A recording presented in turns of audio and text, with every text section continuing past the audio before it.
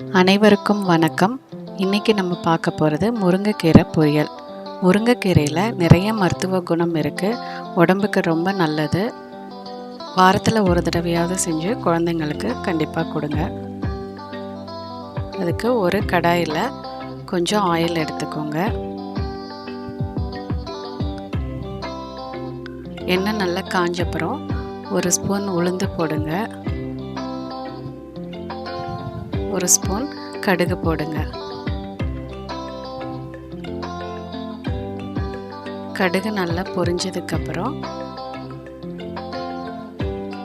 ஒரு 3 காஞ்ச மிளகாய் இது மாதிரி கிள்ளி போடுங்க. அது நல்லா வறுத்துக்கோங்க. ஒரு 10-15 சின்ன வெங்காயம் பொடியாக கட் பண்ணி அதோடு சேர்த்து அதையும் வதக்கிக்கோங்க.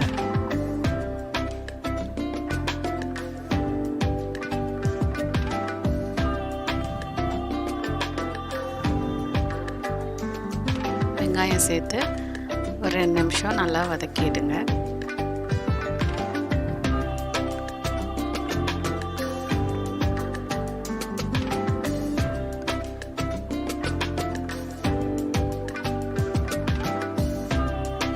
வெங்காயம் வதங்கின பிறகு ஒரு 4-5 பூண்டு பல்லை தட்டி சேர்த்துக்கோங்க.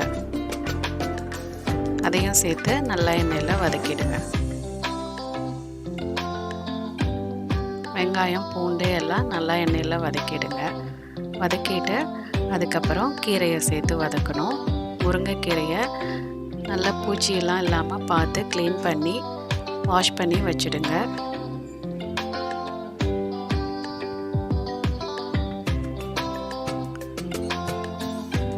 வெங்காயம் வதங்கின அப்புறம் அந்த வாஷ் பண்ண கீரையை அதோட சேர்த்துடுறேன்.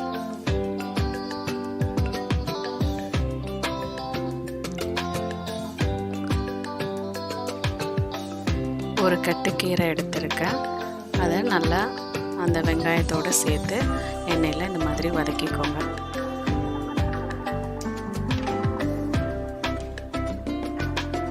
முருங்கைக்கீரையில் நிறைய சத்து இருக்குது. உடம்புக்கு ரொம்ப நல்லது.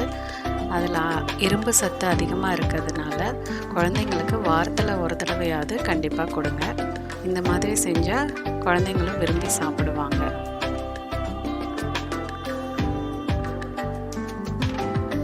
கீரை சீக்கிரமே வெந்துடும். ஒரு 5 நிமிஷத்துலேயே ரெடி ஆகிடும்.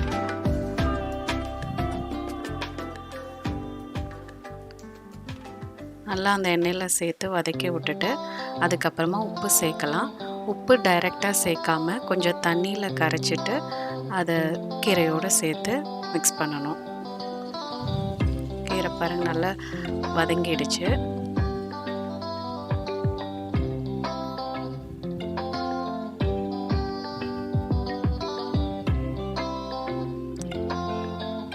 மாதிரி கொஞ்சம் வதங்கினதுக்கப்புறம்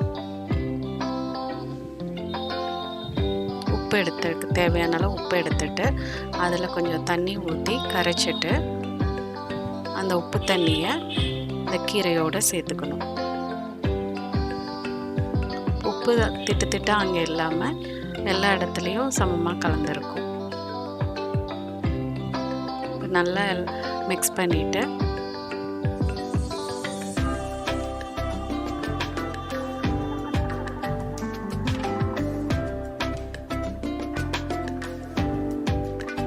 ஒரு நிமிஷம் அப்படியே மூடி வச்சுருங்க.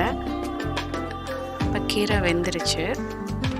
முருங்கைக்கீரையை ரொம்ப வேக வைக்கக்கூடாது. ரொம்ப வெந்துச்சுன்னா கசப்புத்தன்மை வந்துடும். இப்போ ரெடி ஆகிடுச்சு. கடைசியாக நம்ம வேர்க்கடலை பொடியை இதோடு சேர்க்க போகிறோம்.